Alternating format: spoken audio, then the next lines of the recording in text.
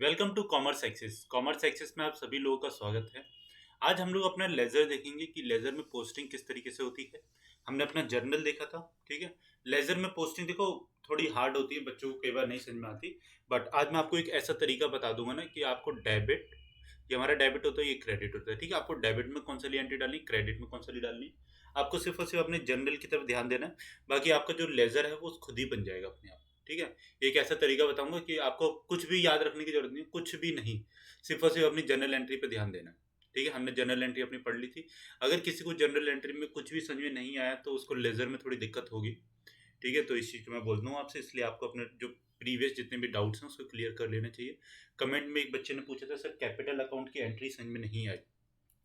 तो अभी मैं सबसे पहले आपको वही समझा देता हूँ कि कैपिटल अकाउंट की एंट्री क्या होती थी, ठीक है। क्वेश्चन अपने बाद में कर लेंगे, पहले खाली जगह ढूंढ लें, एक खाली जगह, चलो यहीं पे समझा देता हूँ। तो देखो क्या होता है, जैसे हमारा यहाँ पे था क्या कि कैपिटल अकाउंट, ठीक है। ए, आपको क्वेश्चन में थोड़ा इस तरीके से लिखा है, ए इंट्रोड्यूस्ड कैपिटल ऑफ 1 लाख, ठीक है। ए ने अपने बिजनेस के लिए 1 लाख की कैपिटल को इंट्रोड्यूस किया। तो जब ए ने अपने मतलब कैपिटल लेके आया बिजनेस के लिए, तो बिजनेस के लिए वो क्या है, एक तरीके से तो लाइबिलिटी है, ठीक है। वो मतलब उसके ओनर का फंड है, वो उसका नहीं है। या फिर अगर हम इसको दूसरे तरीके से देखें, किस तरीके से डेबिट वर्ड कम्स इन, मतलब अपने गोल्डन रूल वाले से, तो इसमें ये हमारा किस में चले जाता है, ये हमारा पर्सनल अकाउंट में चले जाता है, जैसे मैंने आपको बताया था। तो ये एज कैपिटल है ना, पर्सनल अकाउंट में चले जाता है। तो अगर कुछ भी हमारा पर्सनल अकाउंट में होगा और वो चीज इंक्रीज हो रही है, तो वो चीज क्या होगी, डेबिट, क्रेडिट द गिवर होता है, ठीक है। तो ए ने क्या किया, कैपिटल दी है, ठीक है। तो इस वाले केस में हम लोग इसको यहाँ पे क्रेडिट कर देते हैं, कैसे, एस कैपिटल अकाउंट, ठीक है। यहाँ पे हमारा क्या हो जाएगा, टू है। तो देखो जब हमारे यहाँ पे कैपिटल आएगी तो उसकी वजह से कैश या फिर बैंक बैलेंस बढ़ेगा, ठीक है। तो क्या हो जाएगा, हमारा cash account debit to S capital account. अब कैश हमारा क्या था, कैश हमारा रियल अकाउंट था, ठीक है। तो ये हमारा एसेट है, तो व्हाट गोज इन, सॉरी, हाँ, व्हाट कम्स इन, ठीक है। तो डेबिट वर्ड कम्स इन और क्रेडिट वर्ड गोस आउट, ठीक है। तो ये होता है हमारा, तो हमारा क्या हुआ है, डेबिट वर्ड कम्स इन। तो जब हमारा इन हुआ तो इसको हम लोग डेबिट कर देंगे। और ये हमारा क्या हुआ है, ए ने क्या किया है, कैपिटल को दिया है, तो ये गिवर हो गया, तो ये हमारा क्या हो जाएगा, क्रेडिट हो जाएगा, ठीक है। ये चीज समझ में आई। हम्म। अगर इस वाले मेथड से नहीं समझ में आता तो मैं आपको एक और चीज बता दूं, इसी में बताएंगे किस तरीके से। देखो जब हमारे यहाँ पे कभी भी अगर कैपिटल इंट्रोड्यूस हुई, तो कैपिटल हमारी क्या है, एक तरीके से लाइबिलिटी है, ठीक है। वो हम लोग 5 उंगलियों वाला अपना रूल ले लेंगे। हाँ, तो एसेट हमारा क्या है, थंब है, तो जब थंब इंक्रीज करेगा, हाँ, थंब और छोटे वाले फिंगर, तो उसको हम लोग क्या करते थे, डेबिट कर देते थे। तो इस तरीके से जब हमारे यहाँ पे कैपिटल आया तो सीधा सीधा से कैश अकाउंट हो गया डेबिट, ठीक है। टू, अब हमने कैपिटल, लाइबिलिटी और जो हमारा रेवेन्यू जो था, ये तीनों एक जैसा काम करते थे, तो ये ठीक इसको उल्टा करते हैं। तो जब हमारे पे कैपिटल इंक्रीज होगी तो हम लोग क्या कर देंगे उसको, हम्म, बोलो, तो उसको हम लोग क्रेडिट कर देंगे, ठीक है। ये चीज समझ में आ गई। बस इतना सा था इसमें एंट्री। तो आप इसमें गोल्डन रूल से भी कर सकते हो, या फिर अपना जो मतलब अपना जो हैंड रूल जो है उससे भी कर सकते हो, जो मैंने आपको सिखाया था, ठीक है। कोई भी रूल लगाओ, आंसर सेम ही आना है और कोई दिक्कत नहीं होगी। या फिर कोई अगर एक भी एंट्री आती तो आप उससे भी कर सकते हो, क्या कि कैश अकाउंट के कैश अगर हमारा बढ़ेगा बिजनेस में आने से, तो कैश हमारी बढ़ रही है, और जब हमारी कैश बढ़ेगी तो क्या होगा, वो हमेशा डेबिट होगा। तो एक चीज डेबिट होगी तो दूसरी चीज क्रेडिट ही होगी। दोनों चीज तो डेबिट नहीं हो सकती किसी भी हाल में, है ना। ये चीज समझ में आती है, ठीक है। अब तो कोई डाउट नहीं है, चले आगे, ठीक, बहुत अच्छे। तो चलो कल के अपने वाले क्वेश्चंस कर लेते हैं। उससे पहले आपको क्या करना है, हमारे वाले चैनल को जो कि कॉमर्स एक्सेस है उसको सब्सक्राइब करना है। नए बच्चे क्या है, जो बच्चे भी नए आए हैं उनको मैं बता दूं कि हम लोगों ने अकाउंट्स एंड इंग्लिश का एक फ्री बैच लॉन्च किया हुआ है, किसके लिए, यूपीपीसीएल के लिए, ठीक है। हम लोग उसमें डेली डेली आप लोगों के लिए क्लासेस को अपडेट करते हैं और प्रीवियस ईयर के क्वेश्चंस भी करवाते हैं, जो संडे टू संडे को, ठीक है। आपको बस फ्री में ये बैच मिलेगा पूरा, ठीक है, बिल्कुल फ्री है। आपको करना क्या है, हमारे चैनल को बस सब्सक्राइब करना है। तो सबसे पहले कल मैंने क्वेश्चन पूछा हुआ था कि question number 1, a citizen of India who goes abroad for the purpose of employment. कोई भी हमारे भारत का जो नागरिक है जो रोजगार के उद्देश्य से विदेश जाता है, he must stay in India in the previous year for at least, उसे पिछले वर्ष भारत में कम से कम कितने दिनों के लिए निवास करना चाहिए, ठीक है, days to become a resident.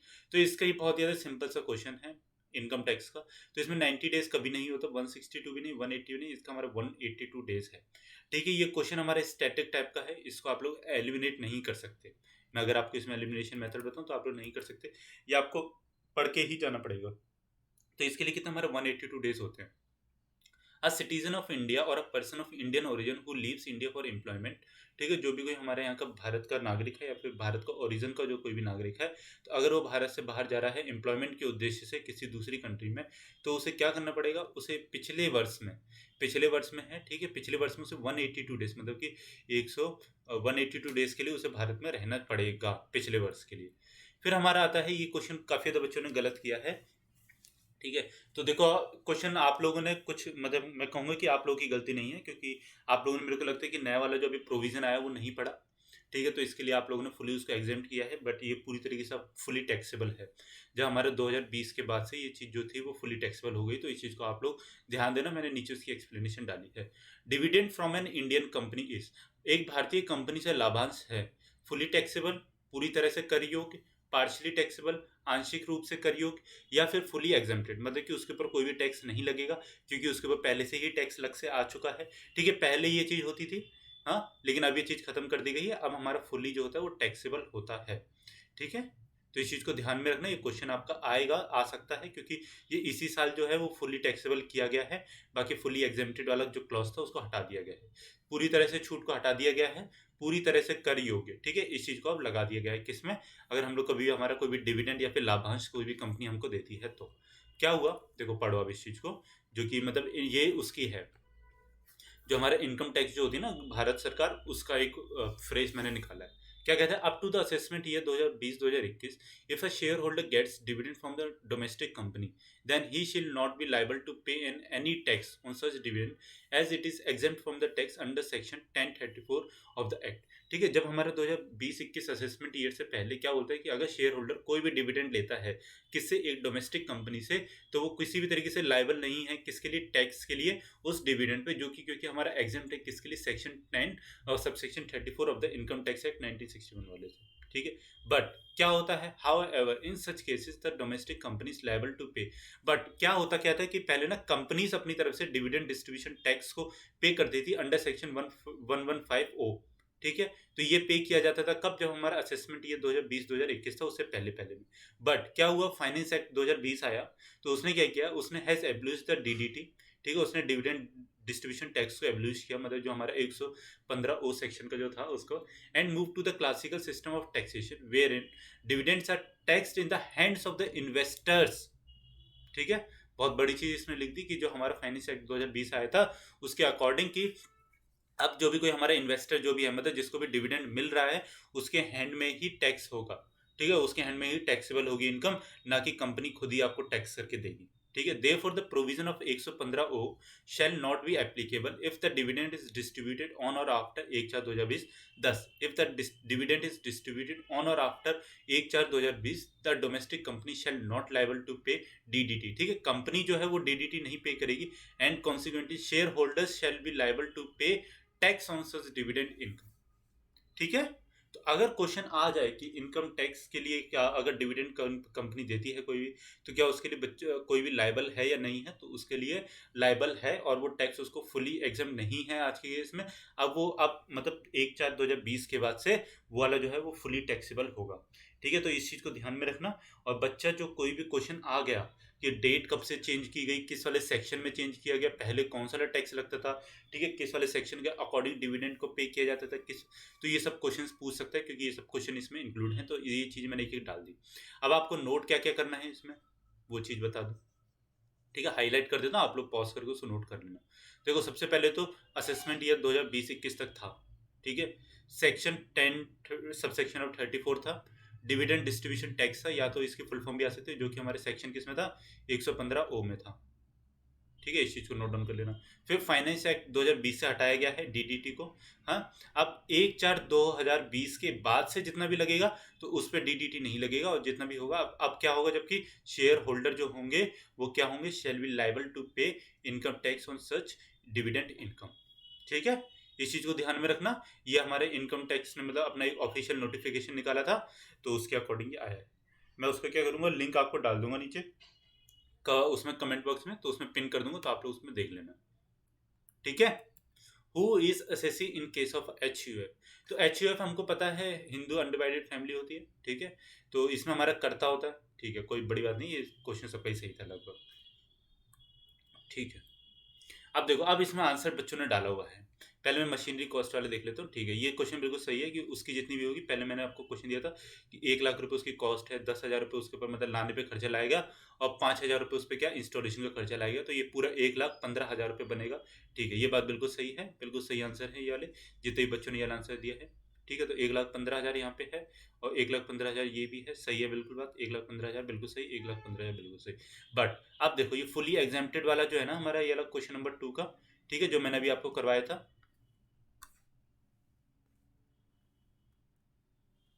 Fully exempted जो था, इसका आंसर सी जो था। अब इसका आंसर आपको क्या करना है, ए करना है, फुली टैक्सेबल होगा, ठीक है। कब से, 2020 के बाद से ये चीज ला दी गई है।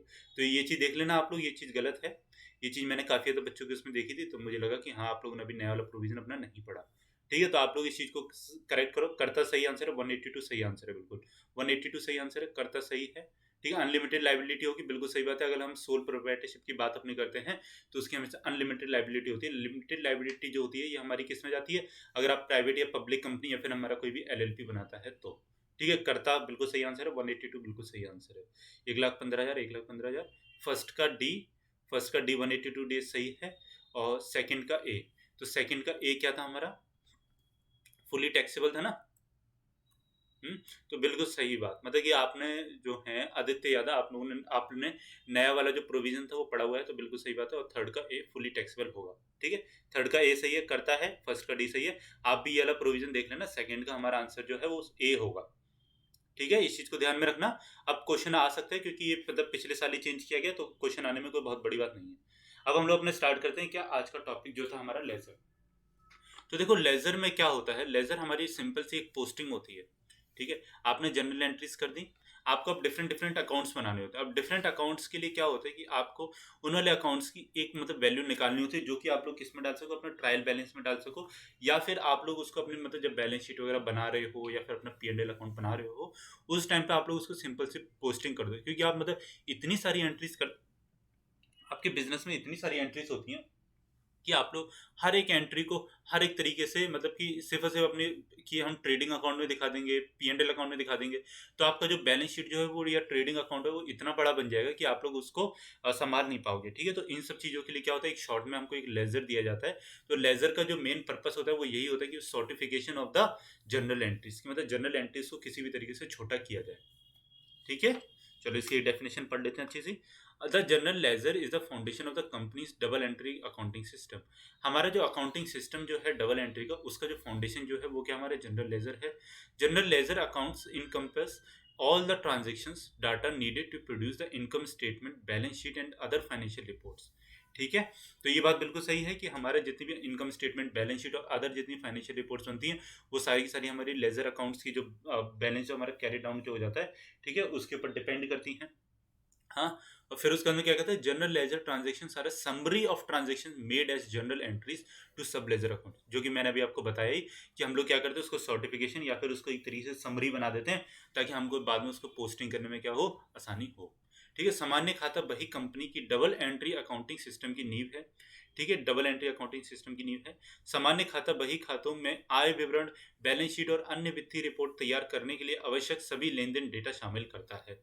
सामान्य लेजर, लेजर जो डाटा होता है हमारा, लेन देन सब लेजर खातों में जनरल प्रविष्टियों के रूप में किए गए लेन देन का सारांश है, ठीक है। समरी है, सारांश है। तो ये चीज़ मैंने आपको समझा दी क्यों, क्योंकि हम लोग क्या करते हैं, जैसे हमारा कैश अकाउंट हो गया, ठीक है। अब इतनी बार उसमें कैश आया, अगर हम बैलेंस शीट में अपना कैश लिखने के लिए बैठ गए, वहाँ पे कैलकुलेट करने के लिए plus minus plus minus plus minus करते करते हमारी तो बैलेंस शीट इतनी बड़ी हो जाएगी। तो क्यों ना हम एक छोटा अकाउंट बना लें, जिसको हम लेजर कहते हैं, और फिर उसकी हम लोग एंट्रीज को क्या करें, क्रॉस एंट्रीज करके उसके अंदर पुट कर दे अपने उसमें एसेट साइड में, है ना, जितना भी हमारा डाट उसके अंदर मतलब कैश हमारे पास में बचता है वो चीज़। फिर हमारे पास में क्या आता है, transactions are posted to individual sub ledger accounts. हमारा हर एक अकाउंट का अलग अलग लेजर बनता है। जैसे कि आपको पता होगा कि कैश अकाउंट का अलग बनेगा, बैंक अकाउंट का अलग बनेगा, है। अगर हमने ए से उधार लिया है तो ए अकाउंट अलग बनेगा, ठीक है। अगर हमारा परचेजेज है तो परचेजेज अकाउंट अलग बनेगा, सेल्स अकाउंट, मतलब हर एक चीज़, जितनी भी हमारी चीज़ें होती हैं, जितनी भी हमारी चीज़ें रिकॉर्ड होती हैं, हर एक चीज़ का अपना एक खाता बनता है, ठीक है। लेकिन कैश में क्या होगा कि जैसे आपने अगर कैश का एक खाता बनाया, तो कैश के अंदर जितनी भी एंट्रीज होंगी वो सारी की सारी फिर उसी कैश अकाउंट में आएंगी। ऐसा नहीं कि आपने एक एंट्री इसमें कर दी, फिर दूसरी एंट्री एक और कैश अकाउंट बना के, एक और कैश अकाउंट बना के, फिर ये तो आपकी जनरल वाली बात होगी, फिर आपको समराइज कैसे होगा इस वाले केस में। हाँ, ये चीज़ समझ में आई, ठीक है। Transaction of posting to individual sub ledger accounts, ठीक है। लेन देन व्यक्तिगत उप खातों में पोस्ट किए जाते हैं, as defined as a company's chart of accounts, ठीक है। जैसा कि कंपनी के खातों चार्ट द्वारा परिभाषित किया गया। अब वो कंपनी के पर डिपेंड करता है वो किस तरीके से अपने लेजर्स को बनाती है। The transactions are then closed out और summarised to the general ledger and the accountant generates a trial balance, ठीक है। जहां हमारा लेजर कंप्लीट हो जाता है फिर उसके अंदर हम लोग ट्रायल बैलेंस बनाते हैं, which serves as a report to each ledger account balance, जिसमें कि हम लोग क्या करते हैं, पोस्टिंग करते हैं अपने हर एक अकाउंट बैलेंस की, जो कि हमारा एट लास्ट में जाके क्या कहता है, बच जाता है। लेन देन को बंद कर दिया जाता है या सामान्य खाता बही की सारांशित किया जाता है, और लेखाकार एक परीक्षण शेष उत्पन्न करता है जो प्रत्येक खाता बही की रिपोर्ट में कार्य करता है, ठीक है। लेजर की डेफिनेशंस हैं चार पांच चीज, मतलब लेजर के एक्चुअली बोला जाए तो काम है कि लेजर क्या है, फिर क्या बनाया जाता है। अगर ये वाला क्वेश्चन आ जाए तो आप लोग ट्रायल बैलेंस बोलेंगे, उसके अकाउंट को किस चीज में ट्रांसफर किया जाता है तो उसको हम लोग क्या बोलेंगे, अपना ट्रायल बैलेंस बोलेंगे। और ट्रायल बैलेंस किस लिए यूज किया जाता है, ट्रायल बैलेंस हमारा जनरली एरर्स को फाइंड करने के लिए यूज किया जाता है, बट हम लोग रेक्टिफिकेशन ऑफ एरर्स में पढ़ेंगे कि हमारा जो ट्रायल बैलेंस जो होता है वो क्या करता है, वो भी एक तरीके से पूर्ण रूप से मतलब 100% श्योरिटी नहीं देता। क्योंकि अगर आपने कोई भी मानो कि कोई भी आपने एंट्री ही ओमिट कर दी, मतलब एंट्री ही नहीं लिख पाई, तो उस वाले केस में आपका क्या करेगा, ट्रायल बैलेंस आपको बिल्कुल सही दे देगा, बट आपकी तो एक एरर तो है कंपनी में, है ना।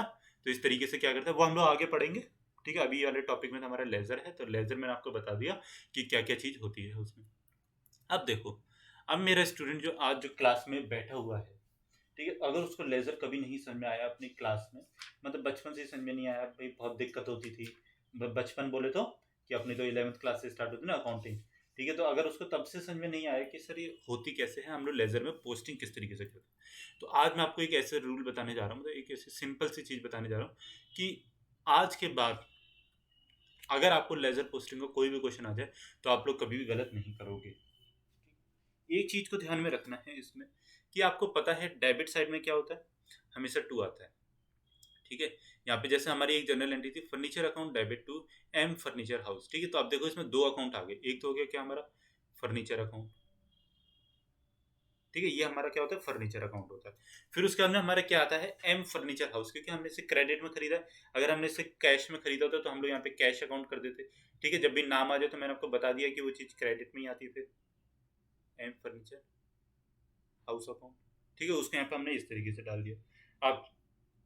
अब देखो, अब हमको जनरल में इसकी पोस्टिंग करनी है, तो फर्नीचर अकाउंट में फर्नीचर तो कभी नहीं आएगा, हाँ, फर्नीचर तो कभी नहीं आएगा। बचा क्या हमारा एम फर्नीचर हाउस, ठीक है। तो जब हमारा एम फर्नीचर हाउस बचा तो क्यों ना सर यहाँ पे टू है, ठीक है। तो टू हमेशा डेबिट साइड में आता है, इस चीज को याद रखना, ठीक है। और बाय हमेशा किस में आता है, क्रेडिट साइड में आता है, तो बाय यहाँ पे आता है। तो हम लोग क्या करेंगे, फर्नीचर अकाउंट को अभी भूल जाओ इस टाइम पे। अब हमारे पास क्या बचता है, सिर्फ और सिर्फ टू एम फर्नीचर हाउस, बस हमको क्या करना, अपने टू को उठा के टू की जगह पे डाल देना, to M furniture house account, ठीक है।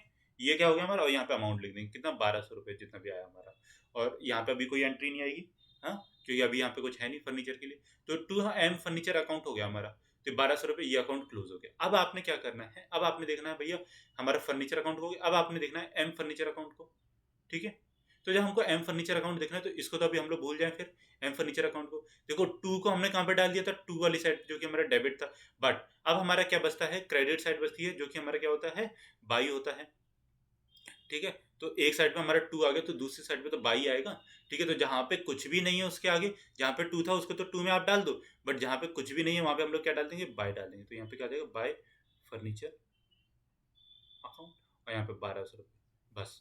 आपको जितनी भी जनरल एंट्रीज मिल जाए टू और इसकी फॉर्म में, आप कुछ भी करके किसी भी तरीके से, मतलब कुछ भी आप मेथड अपनाना, बट अगर आप ये वाला मेथड अपनाओगे आप कभी भी किसी भी तरीके से जनरल एंट्री में लेजर पोस्टिंग में गलत नहीं हो सकते। वैसे मैं चाहूँ तो क्लास यहीं पे खत्म कर दूँ क्योंकि मैंने आपको जो जनरल एंट्रीज बता दी वो लेजर पोस्टिंग जो बताई है, इसी मेथड पे आप लोग चाहे कितने भी 1000 क्वेश्चन प्रैक्टिस करो, 2000 क्वेश्चन प्रैक्टिस करो, आपका क्वेश्चन कभी भी गलत नहीं होगा। ठीक है, जिसके सामने टू लिख गया उसको टू में पोस्टिंग कर दो, और जिसके सामने कुछ नहीं लिखा उसको बाय में पोस्टिंग कर दो, बस आंसर सवाल। और याद भी रखने की भी कुछ भी जरूरत नहीं है ना, क्योंकि टू वाला तो टू है ही, है ना, तो जो बचा वो बाई ही होगा फिर। तो टू से टू में पोस्टिंग किया और बाई से बाई में यहाँ पे पोस्टिंग कर दिया, बस हमारा तो काम बन गया। सर क्या लेजर की क्लास यहीं खत्म कर दें? हाँ चलो, तो देखो ये हमारे कुछ मतलब जनरल एंट्रीज हैं जो कि हमारे लेजर में काम आती हैं। तो अब मुझे एक बात बताओ आप लोग कि आप लोग जनरल एंट्रीज को कैसे समझोगे इसमें? हम्म नीचे वाली कुछ और एंट्रीज भी देख लेते हैं, जैसे ये हो गया हमारा, ठीक है।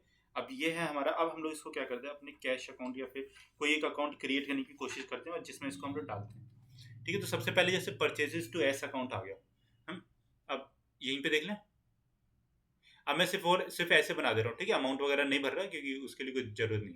डेबिट, एक मिनट रुको, ये हमारी होगी डेबिट साइड, ये क्या होगी हमारी क्रेडिट साइड, ठीक है। आपको शॉर्टकट अपनाना, आपको अभी बेसिक्स नहीं पढ़ने, कि बेसिक्स पढ़ने होते तो मैं आपको जिस तरीके से अपनी पहले वाली क्लासेस में पढ़ाता था 11 12 बच्चों को, उस तरीके से पढ़ाता, बट अब आपको बेसिक्स नहीं पढ़ने। तो सबसे पहले अगर हम बात करें किसकी, परचेजेस अकाउंट की, ठीक है। तो परचेजेस अकाउंट में देखो, टू हमारा डेबिट में आता है और बाय हमारा किस में आता है, क्रेडिट में आता है, ठीक है, ये चीज याद है। तो परचेजेस अकाउंट में परचेजेस को भूल जाओ, परचेजेस आएगा नहीं, तो क्या बचता है, टू एस अकाउंट, ठीक है, जो कुछ अमाउंट होगा वो यहाँ पे आ जाएगा, ठीक है। ये चीज होगी, देखो परचेजेज अकाउंट हो गया खत्म आपका, इतना सिंपल सा था।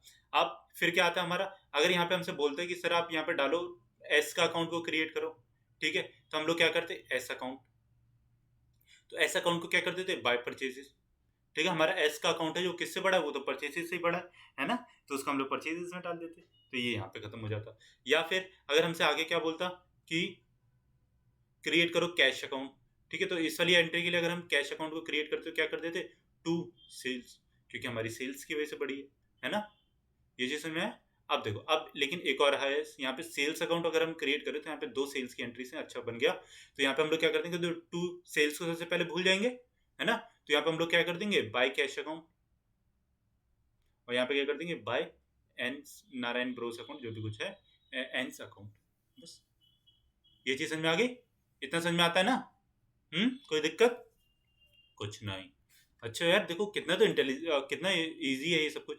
फिर यहाँ पे क्या आता है, हमारा कैश अकाउंट आता है, फिर उसमें डिस्काउंट अलाउड अकाउंट आता है, और फिर हमारा क्या आ जाता है इसमें,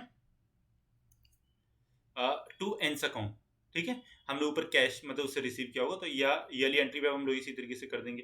किस तरीके से, सबसे पहले कैश में डालेंगे, तो कैश में हमारा क्या आ जाएगा, कैश में देखो हमने अपना डिस्काउंट जो दिया है, ठीक है, क्या हम इसमें अपना डिस्काउंट डाल सकते हैं, मुझे बताओ आप लोग, क्या डिस्काउंट को भी डाल सकते हैं? डिस्काउंट इसमें नहीं आएगा जनरली, अगर हम देखेंगे कि इसमें हमारे कैश अकाउंट की एंट्री में, तो हम लोग अलग से अपना वो बना देंगे डिस्काउंट अलाउड जो है हमारा, ठीक है, उसमें हम लोग डाल देंगे, लेकिन वो किस में जाएगा, हमारा एंस अकाउंट में जाएगा। देखो कैश में कभी भी ना डिस्काउंट अलाउड नहीं जाएगा, जो हमारा एन का जो अकाउंट बनाया होगा हमने कहीं पे भी अपना, ठीक है, तो उसमें ये जाएगा, ठीक है, एंस अकाउंट में ये चीज चली जाएगी, तो उसमें कैसे आ जाएगी, ठीक है, ये चीज समझ में आ गई, कैश अकाउंट और डिस्काउंट अलाउड, ठीक है, ये भी वैसे ही होगा। फिर हमारी यही आ जाती है कैश टू फर्नीचर आ जाता है, तो इसमें हम लोग क्या करेंगे, अपने डेबिट साइड में इसको कर देंगे, हाँ।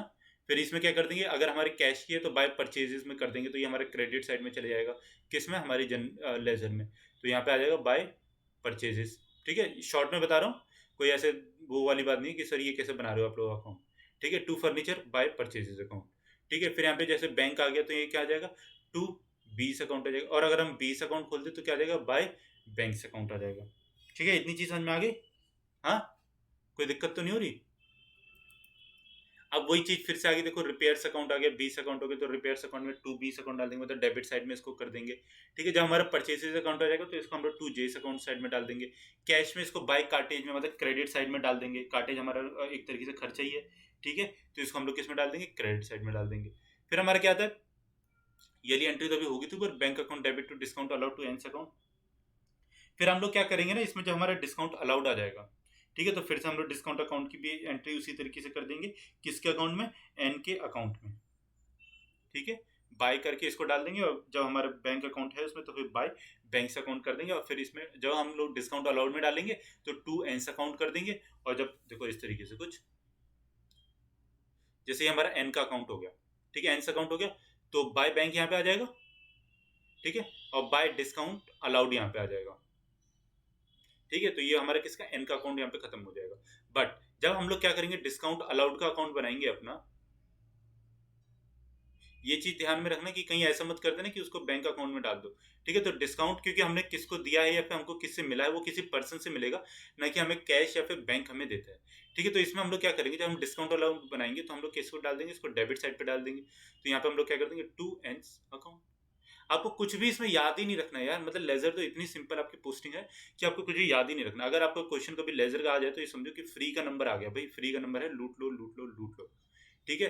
फिर इसी तरीके से हम लोग अपने बैंक में भी जो कैश की हमारी एंट्री होती है, बैंक की हमारी सिंपल से वही एंट्री होती है।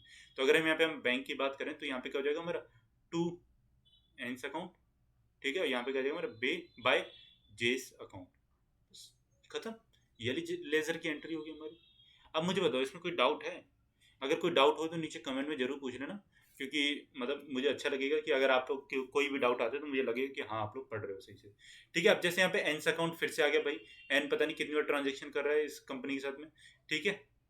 तो यहाँ पे क्या जाएगा हमारा, टू डिस्काउंट, ठीक है। तो अब क्या देखो, जब इसको टू डिस्काउंट हो गया यहाँ पे हमारा, तो यहाँ पे भी हमने टू डिस्काउंट अलाउड या रिसीव जो भी कुछ किया होगा, ठीक है, वो यहाँ पे आ जाएगा, टू बैंक अकाउंट हमारा यहाँ पे हो जाएगा।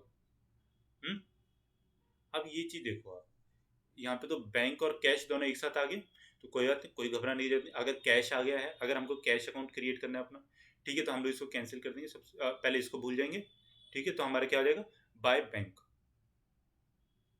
ठीक है। और अगर हम लोग देखेंगे यहाँ पे क्या हमारा बैंक अकाउंट बनाना है, ठीक है, तो उस वाले केस में हम लोग क्या बैंक को भूल जाएंगे और हमारा क्या बचेगा, सिर्फ और सिर्फ कैश अकाउंट बचेगा। तो देखो टू है तो टू कैश अकाउंट,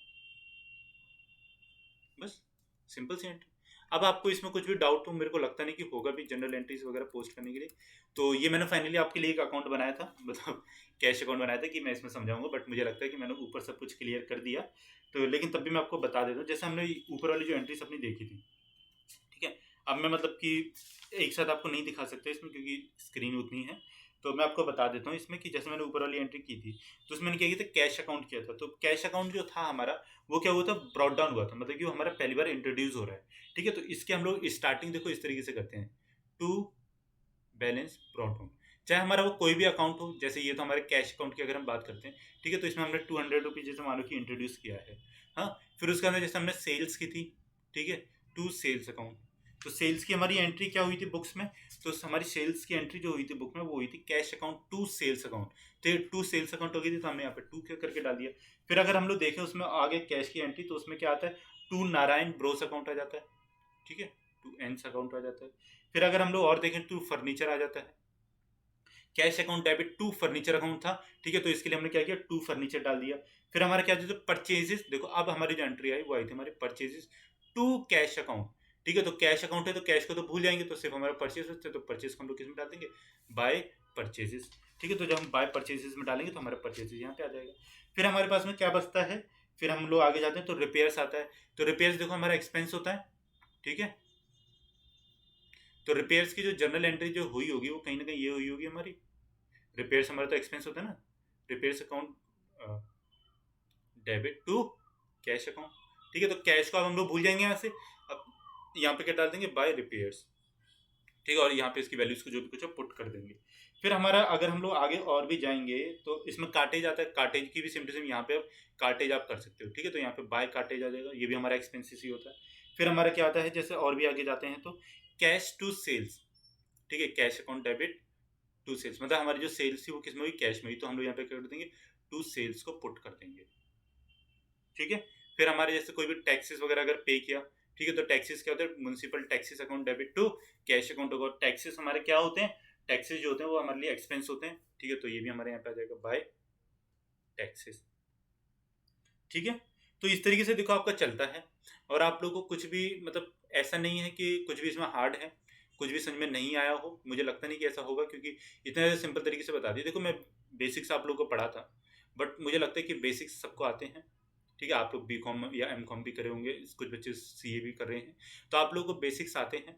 बट आप लोगों को एक ट्रिक की जरूरत है कि आपका जो पेपर में कभी भी क्वेश्चन आ जाए तो वो कभी भी गलत ना हो, है ना? यही चाहिए ना भाई सबको कि क्वेश्चन जब आ जाए तो आप लोग उसको क्रॉस चेक कर पाओ। आप लोग उसको बेसिक से अपने पुट कर दो उसमें कि हाँ भाई क्रेडिट साइड में डालना है, डेबिट साइड में डालना है हमको, मतलब एक्सपेंसेस अपने कैश में क्रेडिट साइड में डालने हैं। अगर हमको कोई भी पैसा आ रहा है या फिर हमारी कोई भी फ़ायदा हो रहा है तो वो हम लोग डेबिट साइड में डालते हैं, तो उसको हम लोग डेबिट साइड में डाल देंगे, ठीक है? लेकिन जब हमारा कुछ भी ऐसा अमाउंट मतलब आ गया कि हमको भाई ये समझ में नहीं आ रहा यार कि इसकी एंट्री क्या होनी थी, तो हम लोग अपने इस ट्रिक से इसको कर देंगे और ये हमारा क्वेश्चन बिल्कुल सही हो जाएगा, ठीक है? तो देखो इसके बाद में फिर क्या होता है, जैसे हमारे यहाँ पे बैलेंस ब्रॉट डाउन था, यहाँ पे हमारा क्या होता है बैलेंस कैरिड फॉरवर्ड, ठीक है? तो इसको हम लोग बैलेंस CD करके लिख देते हैं, कैरी डाउन। और फिर यहाँ पे जितना भी हमारा अमाउंट बचता है उसको कर देते हैं। फिर हमारे जैसे यहाँ पे 1 साल का अकाउंट खत्म हो गया, फिर हम लोग न्यू अकाउंट मतलब चले जाते हैं। फिर यहाँ पे फिर से आ जाता है कैसे, टू बैलेंस ब्रॉट डाउन करके, ठीक है? तो ये इस तरीके से कुछ हमारा क्या होता है, लेजर का फॉर्मेट होता है। एक बार बना दो, इसको मिटा देता हूँ, ठीक है? ये चीज़ आपको समझ में आ गई होगी, बट ये बार बना दो तो ताकि आप लोग मतलब कि अगर लिखना चाहो तो लिख लो इसको। बाकी और कोई डाउट तो मुझे लगता नहीं कि है, कोई भी डाउट डाउट होगा तो नीचे कमेंट में पूछ लेना, मैं कमेंट में बता देता हूँ आप लोगों के लिए, ठीक है? तो यहाँ पे हमारा क्या है, जैसे कैश है टू बैलेंस ब्रॉट डाउन, ठीक है? ये बैलेंस है, इसको शॉर्ट में हम लोग ये लिख देते हैं, टू बैलेंस ब्रॉट डाउन हो गया हमारा। मतलब ये हमारा पहली बार जब भी कभी अगर पैसा इंट्रोड्यूस किया गया या फिर पिछले महीने से आया है बच के, तो वो हमारा यहाँ पे मतलब अमाउंट जो होता है वो आ जाता है, ठीक है? अब हम लोग यहाँ पे क्या करते हैं, बाय बैलेंस कैरेट डाउन, ठीक है? तो यहाँ पे हम लोग क्या करते हैं, अपना यहाँ पे हम लोग अपना अमाउंट को लिख देते हैं। तो हमारा 1 महीने का या 1 साल का अकाउंट यहाँ पे खत्म हो गया। फिर हम लोग जब नया स्टार्ट करते हैं तो इसको यहाँ पे लिख देते हैं, टू बैलेंस ब्रॉट डाउन। फिर यहाँ पे हमारा फिर से वही अमाउंट आ जाता है जितना हमारे यहाँ पे बचा हुआ होता है वो वाला, ठीक है? ये जो होता है ना हमारे, ये बैलेंसिंग के लिए होता है, मतलब कि जैसे इस वाली साइड को इस वाली साइड को जब माइनस किया तो जितना ही बचा वो यहाँ पे भी आ सकता है बैलेंस, या फिर यहाँ पे भी आ सकता है, ठीक है? दोनों तरफ से किस साइड में भी आ सकता है, मतलब नुकसान भी हो सकता है उसमें और प्रॉफिट भी हो सकता है, ठीक है? तो चले, हाँ, इतना ही है इसमें, लेजर में तो भाई इतना ही है। आपको ट्रिक भी मैंने बता दी। कोई और अकाउंट करवा दूं, एक और बताओ तो मुझे आप। तो सेल्स अकाउंट और करवा देता हूँ या परचेजेस, ठीक है? सेल्स करवा देता हूँ, ठीक है? सेल्स में भी हम लोग सीधा सीधा वही वाले अपने उठाएंगे, ठीक है? आप लोग पीछे से कोई भी जनरल एंट्रीज जो थी अपनी वो उठा सकते हो, और आप लोग प्रैक्टिस करने के लिए देखो कुछ भी कर सकते हो, प्रैक्टिस करने के लिए कोई वो नहीं है, ठीक है? आप लोग प्रैक्टिस कहीं से भी करो। अब जैसे तो हमारा cash account debit to sales account, cash account to sales account, ठीक है? सेल्स को मतलब कुछ हमारी जनरल एंट्री इस तरीके से थी, cash account debit to sales account, नीचे वाला दिख रहा है, ठीक? तो cash account to sales account है, ठीक है? तो सेल्स को एक तरीके के लिए भूल जाएंगे, क्या बचता है, सिर्फ कैश बचता है, तो बाय कैश हो जाएगा यहाँ पे, ठीक है? बाय कैश अकाउंट हो गया। फिर अगर हम आगे जाएं सेल्स की एंट्री देखने के लिए, तो सेल्स की एंट्री एक और है, तो वो भी कैश में ही हुई है, ठीक है? तो उसको भी हम लोग क्या कर देंगे, बाय कैश अकाउंट,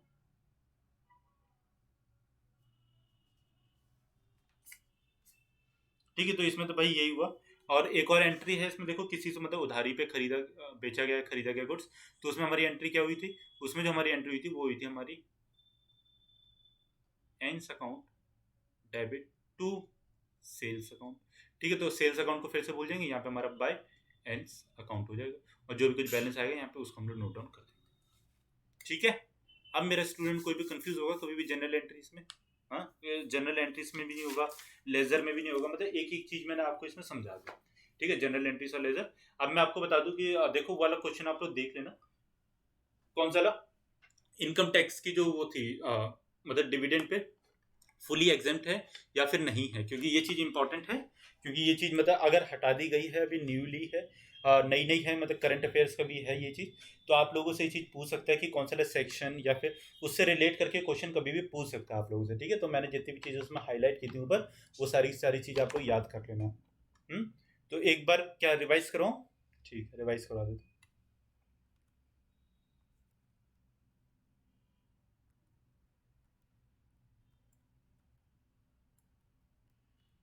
ठीक है? तो जैसे सेल्स अकाउंट था, तो मैंने आपको क्या चीज़ बताई थी कि कभी भी हमारा एक मिनट ऊपर, तो जैसे ये हमारी एक जर्नल एंट्री है यहाँ पे, ठीक है? तो इसको मिटा दो एक बार पूरा पहले, फिर दोबारा से समझा देता हूँ एक बार, ठीक है? किसी बच्चे को डाउट रह गया होगा तो यहाँ से क्लियर हो जाएगा कि हम लोग किस तरीके से पुट करते हैं उसमें। तो देखो कभी भी हमारी जनरल एंट्रीज जो भी कुछ होंगी, तो उस वाली जनरल एंट्रीज हमको क्या करना होता है, सिर्फ और सिर्फ डेबिट जनरल एंट्री, सॉरी, हमारा जब भी लेजर में पोस्टिंग होगा तो उसमें क्या होता है हमारा, एक हमारी होती है डेबिट साइड, एक होती है हमारी क्रेडिट साइड, ठीक है? बेसिक्स आप लोगों को पता है, डेबिट में हम लोग पुट कर देंगे जब भी कभी हमको किसी भी तरीके का एक्सपेंसिस या वो लगता है, ठीक है। और क्रेडिट में हम लोग अलग साइड में पुट कर देंगे। तो हमारे क्या होता है, जैसे हमको furniture account debit to M furniture house दे दिया, हमको कुछ भी नहीं करना। अगर हमसे पूछा जाता है फर्नीचर अकाउंट की लेजर की पोस्टिंग, ठीक है, फर्नीचर अकाउंट की लेजर की पोस्टिंग, तो डेबिट में हमेशा टू आता है और क्रेडिट में हमेशा बाई आता है। तो अगर जैसे हमको ये पूछा गया फर्नीचर फर्नीचर के अकाउंट, तो फर्नीचर अकाउंट में हम लोग को फर्नीचर अकाउंट तो पुट नहीं कर सकते, तो हम लोग क्या करेंगे, टू एम फर्नीचर हाउस, मतलब जो भी कुछ उसमें लिखा हुआ है उसको सीधा सीधा ला के पुट इसमें कर देंगे, और यहाँ पे वैल्यू हमारी 1200 रुपये आ जाएगी। और अगर हमसे यहाँ पे पूछा था एम फर्नीचर हाउस, ठीक है, तो हम क्या करते, इसको भूल जाते और हम लोग किस पे ध्यान देते, सिर्फ और सिर्फ फर्नीचर पे। तो ये हमारा क्या देता, बाय फर्नीचर हाउस, तो यहाँ पे हमारा कितना देता, 1200 रुपये आ जाता। बस इतना हमको अपने पोस्टिंग करना था, किसमें, लेजर में। और फिर उसके बाद में हमारे जितने भी अकाउंट्स हैं सब के सब इसके बेसिस पे ही चलते हैं आगे करके, ठीक है। फिर वो चाहे कुछ भी हो, कुछ भी मतलब कुछ भी, किसी भी चीज़ का। चलो आप अपने मतलब क्वेश्चंस कर लेते हैं। When an auditor is employed by a company to audit its account, it is known as, ठीक है, अकाउंट्स हो गए यहाँ पे, वैसे अकाउंट्स अकाउंट्स होना चाहिए, कि जब एक लेखा परीक्षक, मतलब जो ऑडिटर जो होता है उसको हिंदी में लेखा परीक्षक कहते हैं, को किसी कंपनी द्वारा अपने खाते के लेखा जोखा करने के लिए नियुक्त किया जाता है, तो इसे क्या कहते हैं, ठीक है। तो इसे internal auditing, external auditing, law complies auditing, या नन ऑफ द अबव। आंतरिक लेखा परीक्षा, बाहरी लेखा परीक्षा, कानून अनुपालन लेखा परीक्षा, इनमें से कोई नहीं। तो आपको बताना है इनमें से हमारा जो ऑडिटर जो होता है, अगर वो कंपनी से एम्प्लॉयड है, ठीक है, मतलब कंपनी ने उसको हायर किया हुआ है, तो वो इंटरनल ऑडिट करता है या फिर एक्सटर्नल ऑडिट को करता है। An auditor can be known as, ठीक है, ये इंपॉर्टेंट क्वेश्चन है, ये कई बार मतलब कि अगर आप देखोगे तो यूजीसी नेट में ये क्वेश्चन 2-3 बार पूछ लिया गया है कि ऑडिटर क्या होता है। An auditor can be known as watchdog, bloodhound या bloodhound, both of the above, a government agent. एक लेखा परीक्षक को के रूप में जाना जा सकता है निगरानी, खोजी कुत्ता, ऊपर के दोनों, या फिर एक सरकारी एजेंट, ठीक है। तो आपको इसमें से एक करेक्ट आंसर मुझे बताना है। तो मैं आप लोग को फिर कल जो क्लास होगी हमारी, ठीक है, उसमें मैं आपको समझा दूंगा कि इसमें क्या होता है। तो बाकी मैं आपको बता दूंगा, अगर आप हमारे चैनल पर नए हैं और पहली बार ही जुड़े हैं, तो हमारे चैनल को सब्सक्राइब कर सकते हैं, हमारी वीडियोस को लाइक करके दूसरों को शेयर करके बता सकते हैं कि कॉमर्स एक्सेस आप लोगों के लिए कैसे फ्री में, बिल्कुल फ्री में एक बैच दे रहा है, ठीक है। अपने फ्रेंड्स को भी जोड़िए ताकि हमारी जो रीच है वो और बढ़े, और हमारी जो फ्री एजुकेशन का जो कंसेप्ट है आप लोगों के लिए वो आगे बढ़ सके, ठीक है। हम आपके लिए अकाउंट्स की डेली क्लासेस लेके आते हैं, बिल्कुल बेसिक से पढ़ा रहे हैं, ताकि जिस बच्चे को, अगर कोई बच्चा भूल भी गया हो तो बच्चा इसमें कर सकता है। और इंग्लिश के लिए आपको हमारी मैम जो है वो इंग्लिश पढ़ा रही है, ठीक है। तो दोनों के दोनों हम आपका सब्जेक्ट कंप्लीट करवा देंगे आपके एग्जाम से पहले। और फिर बाकी आप लोग हमारी वीडियोस को देखते रहो, और जो भी कोई क्वेश्चंस मैं पूछता हूँ उसको नीचे कमेंट करके आंसर जरूर दो। इससे क्या होता है कि आप लोगों का, मेरे को भी अच्छा लगता है, ठीक है। और आप लोगों को क्या होता है, आप लोगों का भी मनोबल बढ़ता है कि हाँ हमें ये वाला क्वेश्चन आता है, ठीक है। और उन वाले क्वेश्चन को देखना जरूर है, जो भी क्वेश्चन मैं करवा रहा हूँ, क्योंकि मैं बहुत ज़्यादा इंपॉर्टेंट सारे के सारे क्वेश्चन उठा के लेके आता हूँ, ठीक है। तो कल मिलते हैं अपनी नेक्स्ट वीडियो के साथ में। बाकी thank you so much for watching this video.